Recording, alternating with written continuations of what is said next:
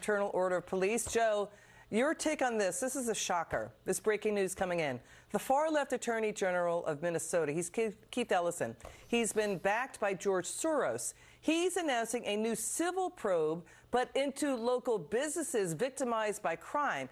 He's blaming them for not doing enough to stop it after he pushed to defund and abolish police. Well, you know, Liz, this is rich because suddenly Keith Ellison cares about crime, but he doesn't care about prosecuting the dirtbags who are committing the crime. No, let's go after the hardworking business owners that these people are unlawfully hanging out in front of. And I'll remind you, this is the same AG who supported a ballot initiative that would have done away with the Minneapolis Police Department when they were seeing a historic surge in murders. Now, thankfully, that went down like the Hindenburg, but it doesn't change the fact that this guy is just another example of a woke politician who doesn't give a damn about the community. He just cares which way the political winds are blowing, and he's trying to court votes, and it's sickening. You know, what are these businesses supposed to do? By the way, they pay for his paycheck. They pay his salary. Are they supposed to nicely ask the criminals to leave? Are they supposed to call in the non-existent cops that Ellison demoralized and helped pushed out?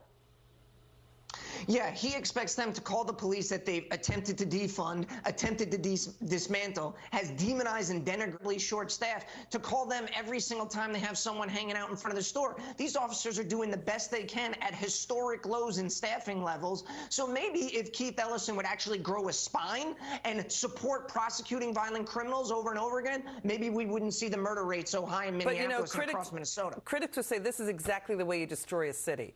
They were destroying cities with this ethos. Joe, let's get your reaction to the CEO of McDonald's. He's echoing what the Starbucks CEO has already said about rising U.S. crime, that they're going to dial it back doing operations and business there. He's warning crime in Chicago is so bad, it's hard to recruit people to work in Chicago. Watch. Everywhere I go, I'm confronted by the same question these days.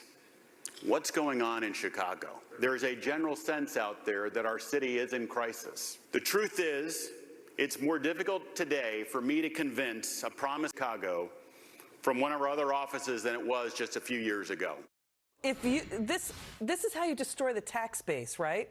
When you destroy a tax base like this, you got major companies, Boeing, Citadel, you know, they're leaving Chicago. Caterpillar is leaving Deerfield. Aldi's Grocery, Whole Foods, they're leaving. You know, so if you destroy the tax base, what happens? Yeah, there's nobody left to pay the bill. That's what happens. You know, recent poll of Chicago voters, 98% are worried about public safety, and they should be. Crime is up 37%. The murder rate in Chicago is 5 times the rate per capita of New York City. We have businesses leaving in droves. The McDonald's CEO says he doesn't even feel safe bringing people to his headquarters. And, you know, the public isn't stupid. They know who's to blame for this, and it's Mayor Lori Lightfoot. That's why her approval rating is in the basement at 22%.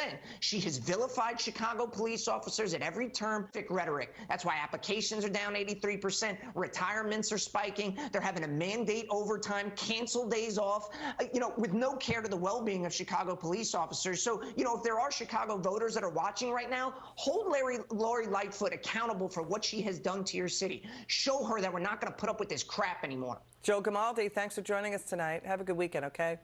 There you go, fired up there. We hope you take it easy this weekend. Okay, the fight over